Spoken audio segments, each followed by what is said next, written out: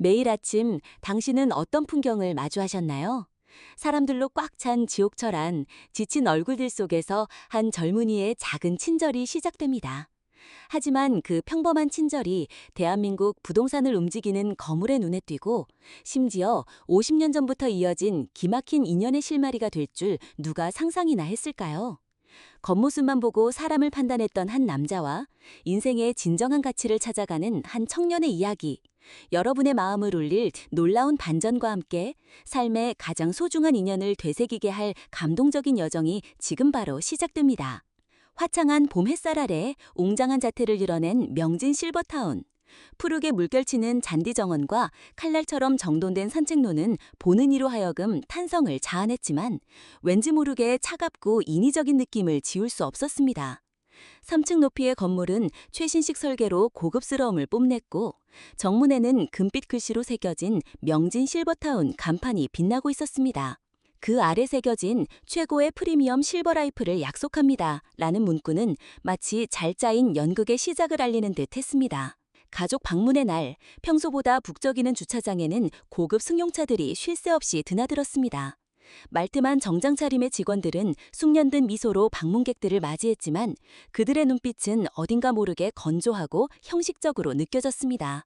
은은한 광택이 흐르는 검은색 세단에서 내린 박지영 여사는 60대 초반의 나이에도 불구하고 흐트러짐 없는 자세와 날카로운 시선을 유지하고 있었습니다.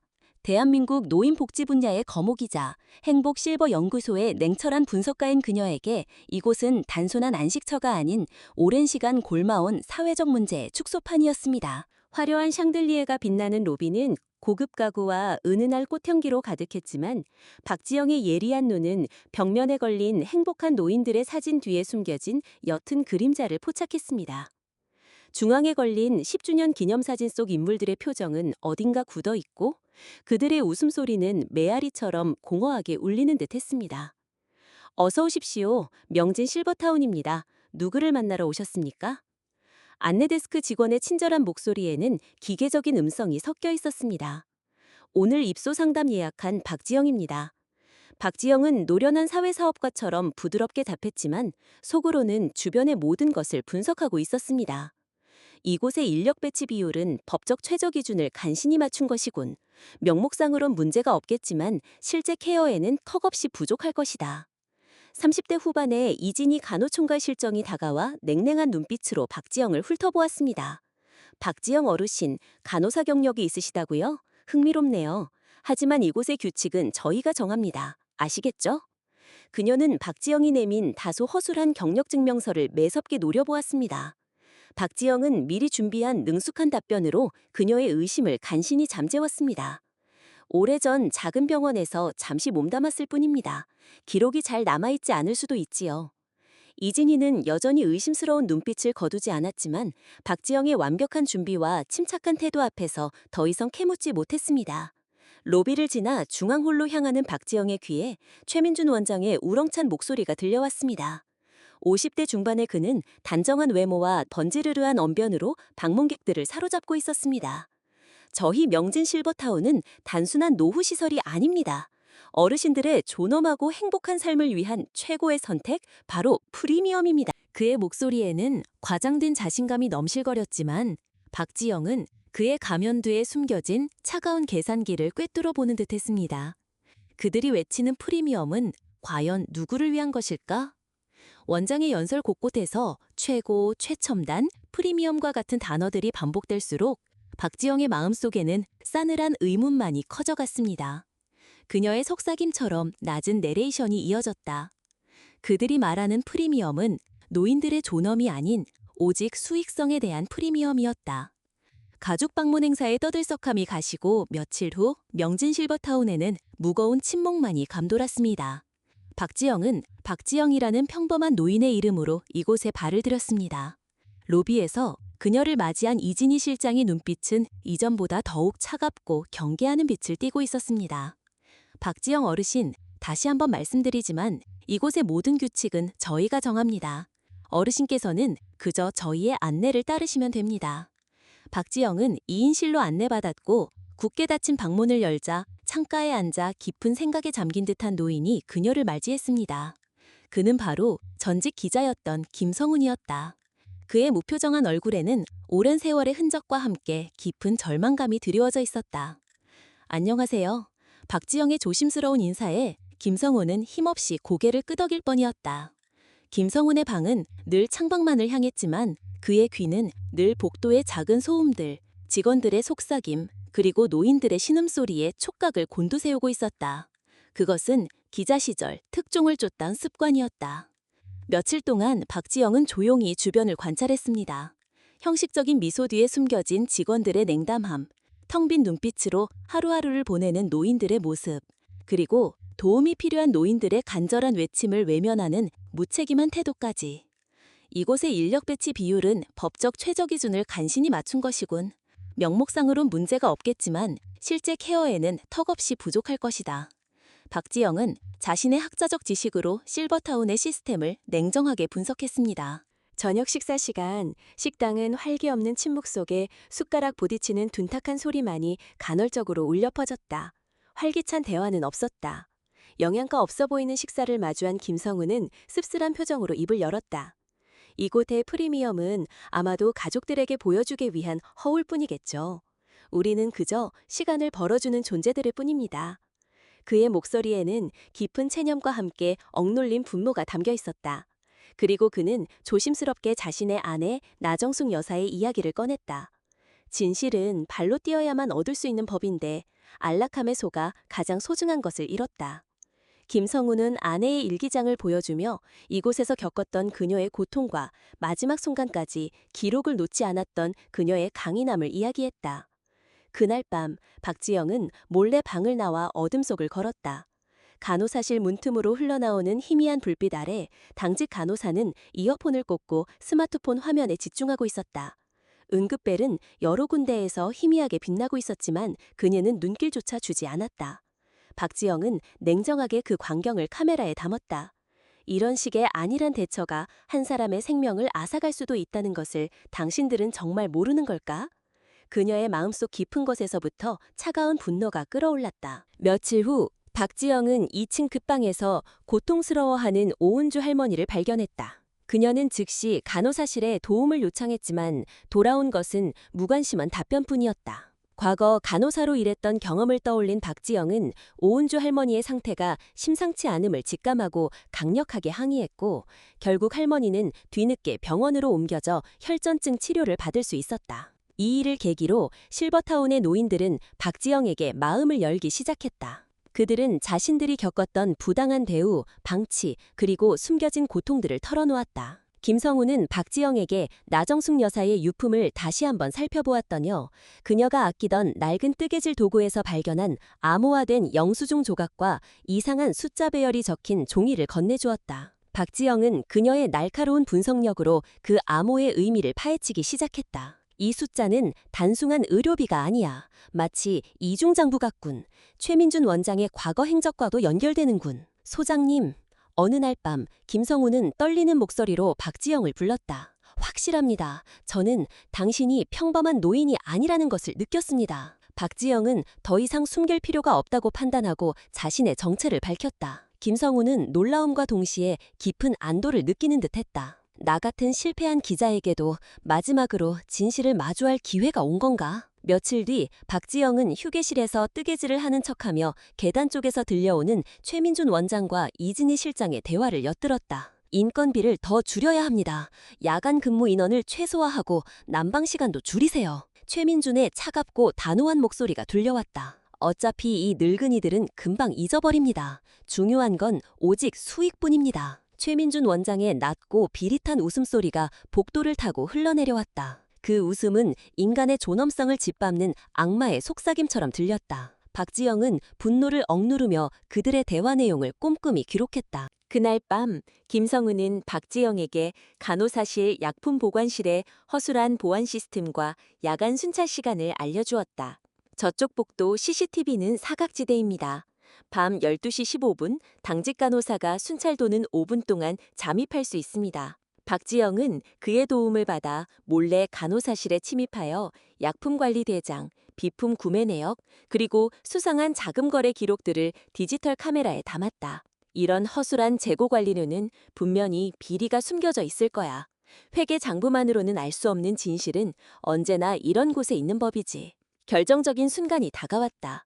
이진희 실장은 박지영을 원장실로 안내했고 그곳에는 차가운 표정의 최민준 원장이 기다리고 있었다. 그의 손에는 박지영의 심장약이 들려 있었다. 이 약은 어르신께서 복용하시는 약과는 다르더군요. 원장의 목소리는 날카롭게 빛났다. 정말 누구십니까? 왜 이곳에 오셨습니까? 박지영은 조용히 숨을 골랐다. 누구인지 알고 싶으신가요? 그녀의 목소리는 이전과는 완전히 다른 낮고 단호한 울림을 지니고 있었다. 지금까지 당신들이 저지른 모든 악행, 이제 그 가면을 벗겨낼 시간이 왔습니다. 그녀는 자신이 행복실버 연구소 소장 김순자임을 밝히고 지난 3달 동안 이곳에서 목격하고 수집한 모든 증거를 제시했다. 나정숙 여사의 일기장, 암호화된 영수증, 약품 관리 부실 기록, 그리고 빼돌린 후원금 내역까지. 최민준 원장의 얼굴은 순식간에 핏기 없이 창백해졌고 이진희 실장은 당황한 눈빛으로 어쩔 줄 몰라 했다. 최민준은 마지막 발악처럼 떨리는 목소리로 부인했지만 박지영의 냉철한 눈빛 앞에서 그의 허세는 힘없이 무너져 내렸다. 최민준은 비릿한 웃음을 지으며 떨리는 목소리로 말했다. 당신이 이 모든 것을 폭로한다고 해도 당신의 명예도 당신 아들의 연구소도 무사하지 못할 거요. 박지영은 휴대폰을 꺼내 아들에게 전화를 걸었다. 수화기 넘어 최민준이 다급하게 누군가에게 예상보다 빨리 움직였습니다. 아직 모든 것을 아는 건 아닐 겁니다. 그쪽에도 보고는 드렸습니다만 이라고 속삭이는 소리가 희미하게 들려왔다. 몇 번의 신호음 후 익숙한 목소리가 들렸습니다. 여보세요? 우진아, 엄마야. 어머니, 여행은 잘하고 계세요? 박지영의 아들 행복실버 연구소의 연구원인 정우의 목소리였습니다. 지금 명진실버타운으로 바로 와줄 수 있니? 아주 중요한 일이 있어. 명진실버타운이요? 어머니가 거기 계시다고요? 응, 엄마가 지금 설명하기 힘든데 어서 와줬으면 좋겠구나. 이제 아들에게도 모든 진실을 털어놓을 시간이었고 그녀는 확신했습니다. 아들의 기술과 자신의 현장 경험이 결합하면 이 거대한 비리 네트워크를 무너뜨릴 수 있을 것이라고. 1시간 후 검은색 세단이 실버타운 앞에 멈춰섰습니다. 정호진이 급하게 차에서 내려 건물로 들어섰습니다. 로비에서 그를 맞이한 것은 김성훈 어르신이었습니다. 정호진 연구원님 기다리고 계셨습니다. 이쪽으로 오세요. 김성훈은 정호진을 실버타운 정원으로 안내했습니다. 거기에는 한 노인이 벤치에 앉아 있었습니다. 어머니가 여기 왜? 이해가 안 됩니다. 정호진의 목소리에는 걱정과 혼란이 섞여 있었다. 박지영은 깊은 숨을 내쉬고 처음부터 모든 이야기를 들려주기 시작했습니다. 나정숙 여사의 죽음, 김성훈 어르신의 증언, 그리고 자신이 직접 조사하기로 결심하게 된 과정까지. 나정숙이 남긴 뜨개질 도구 속 암호화된 영수증 조각과 일기장 속 숨겨진 의미들, 그리고 최민준 원장의 사무실에서 발견한 다른 실버타운과의 비밀스런 자금 거래 내역까지. 내가 직접 경험하지 않으면 진실을 알 수 없었단다. 보고서만으로는 알 수 없는 현실이 있어. 이 문제는 단순한 실버타운 비리가 아니라 전국적인 규모의 악랄한 비리 네트워크와 연결되어 있어. 김성훈의 눈빛이 흔들렸다. 이 수법 낯설지 않아. 10년 전 제가 취재했던 그 사건과 너무 닮았습니다. 그 배후에 있던 그림자가 다시 움직이는 건가요? 정우진은 모든 이야기를 들으며 점점 더 충격에 빠졌습니다. 그의 얼굴에는 믿을 수 없다는 표정과 함께 안도감도 깃들어 있었습니다. 어머니, 도대체 무슨 생각으로 그런 위험한 일을 하신 거예요? 제가 뭘 도울 수 있었는데. 그의 목소리에는 후회와 어머니에 대한 깊은 걱정이 담겨 있었다. 아니, 우진아, 이 문제는 시스템과 조직적인 은폐로 드러나지 않게 조직적으로 은폐돼 있었어. 내가 공식적인 위치에 있기 때문에 규정과 절차를 따라야 했고 그건 진실을 밝히는데 도움이 되지 않았을 거야. 박지영은 아들의 어깨를 부드럽게 토닥였습니다. 진정한 리더십은 탁상공론이 아닌 현장에서의 직접적인 경험과 약자에 대한 공감에서 나온단다. 우리가 함께 이 문제를 해결하는 것이 중요해. 정우진은 고개를 들고 결연한 표정으로 말했습니다. 앞으로 어떻게 하실 계획인가요? 이건 단순한 부실 운영이 아닙니다. 조직적인 은폐, 그리고 이 데이터들은 금융 범죄와 연결될 가능성이 높아요. 제가 모든 시스템을 파고들겠습니다. 이들의 허술한 보안으로는 저희를 막지 못할 겁니다. 제가 당장 이사회를 소집하겠습니다. 박지영은 아들의 결연한 의지에 미소 지었습니다. 모자지간에 강한 유대감이 느껴지는 순간이었습니다. 두 사람은 함께 일어섰습니다. 박지영은 김성훈 어르신에게 미소를 보냈고 그도 단내로 고개를 끄덕였습니다. 어머니와 아들은 나란히 실버타운 건물을 향해 걸어갔습니다. 그들의 뒤로 햇살이 비치며 새로운 시작을 알리는 듯 했습니다. 그로부터 약 6달 후 선진의료재단 본사 대회실에는 긴장감이 감돌았습니다. 정우진이 소집한 긴급이사회가 곧 시작될 예정이었고 테이블 주변으로 이사진들이 하나둘 자리를 잡고 있었습니다. 회의실 한편에는 초췌해진 최민준 원장과 이진희 간호총괄실장이 굳은 표정으로 앉아 있었습니다. 그때 회의실 문이 열리고 정우진이 들어왔습니다. 그의 표정은 평소보다 훨씬 진지했습니다. 바쁘신 와중에도 긴급 이사회에 참석해 주셔서 감사합니다. 오늘 이사회에서는 명진 실버타운의 비리와 부실 운영에 대한 중대한 사안을 보고드리고자 합니다. 이 보고는 저희 재단의 명예와 신뢰에 직결되는 문제이므로 경청해 주시길 바랍니다. 그의 말에 이사들 사이에서 작은 술렁임이 일어났습니다. 그때 박지영 소장이 천천히 일어났습니다. 여러분, 저는 행복실버연구소 소장 박지영입니다. 그리고 지난 3달 동안 저는 명진 실버타운에 직접 입소하여 모든 상황을 직접 체험하고 증거를 수집했습니다. 이사들은 경악과 존경심이 뒤섞인 표정으로 그녀의 이야기를 들었습니다. 저희 재단의 이념과 목표에 완전히 반하는 운영이 이루어졌고 가장 취약한 사람들의 존엄성이 짓밟혔습니다. 특히 수익성만을 좇아 노인들을 숫자로 취급하고 기본적인 보살핌조차 외면한 것은 용서할 수 없는 일입니다. 이는 단순한 개인의 비리가 아니라 전국적인 비리 네트워크의 일구임이 밝혀졌습니다. 이사회는 만장일치로 최민준 원장과 이진희 간호총괄실장의 즉각적인 해임을 결정했습니다. 또한 실버타운 운영에 대한 전면적인 감사와 개혁 방안이 승인되었습니다. 회의가 끝난 후 박지영 소장은 명진 실버타운으로 돌아왔습니다. 실버타운 대강당에는 모든 직원들이 모여 있었고 그들의 표정에는 불안과 당혹감이 역력했습니다. 박지영 소장은 단상에 올라 모두를 바라보았습니다. 여러분, 저는 행복실버연구소 소장 박지영입니다. 그리고 지난 3달 동안 저는 이 실버타운에 입소해 있었습니다. 그 과정에서 많은 것을 보고 느꼈습니다. 직정에 터져나온 웅성거림에 일부는 부끄러운 표정으로 고개를 숙였고 일부는 여전히 놀란 표정이었습니다. 오늘 이사회에서 최민준 원장과 간호총괄실장의 해임이 결정되었습니다. 이제 이 실버타운은 새로운 시작을 해야 합니다. 하지만 저는 여러분 모두를 비난하러 온 것이 아닙니다. 시스템의 문제, 리더십의 문제가 있었음을 알고 있습니다.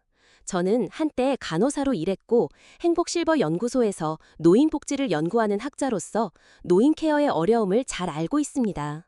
육체적으로도 정신적으로도 매우 힘든 일이죠. 하지만 그 어려움 속에서도 우리가 잊지 말아야 할 가치가 있습니다. 박지영 소장은 잠시 말을 멈추고 깊은 숨을 들이마셨습니다. 노인들은 우리 사회의 소중한 지혜의 보고이자 존엄한 한 사람의 인간입니다. 우리 모두는 언젠가 노인이 됩니다. 그리고 우리 모두는 존중받기를 원합니다. 직원들 중 몇몇은 고개를 끄덕이기 시작했습니다. 박지영 소장의 말이 그들의 마음에 와닿고 있었습니다. 앞으로 저희 재단은 적절한 인력과 자원을 제공할 것입니다. 여러분이 제대로 된 환경에서 일할 수 있도록 최선을 다하겠습니다.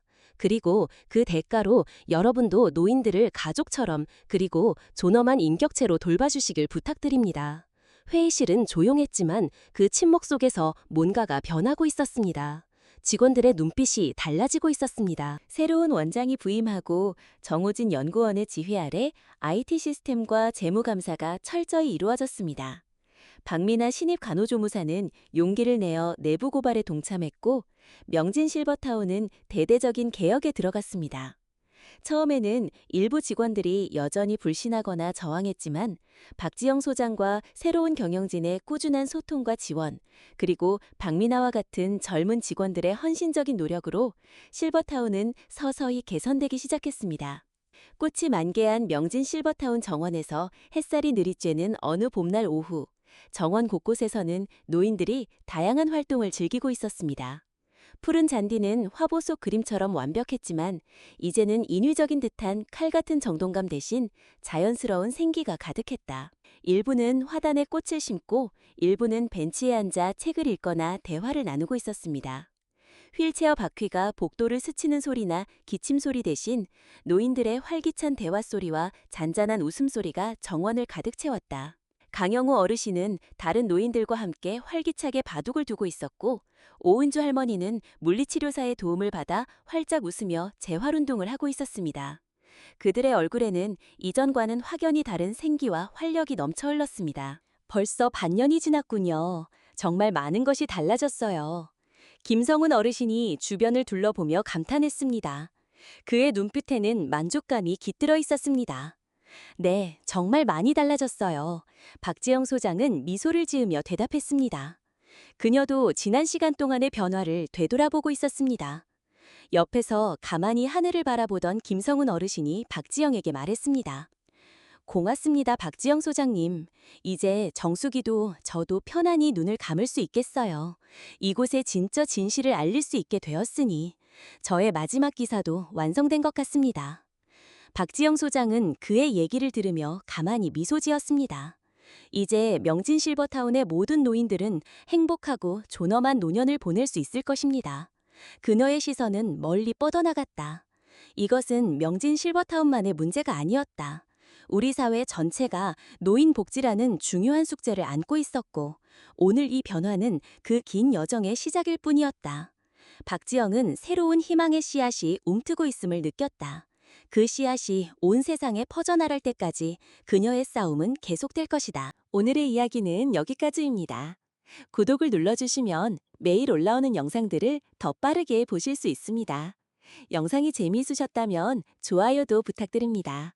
내일 또 뵙겠습니다. 감사합니다.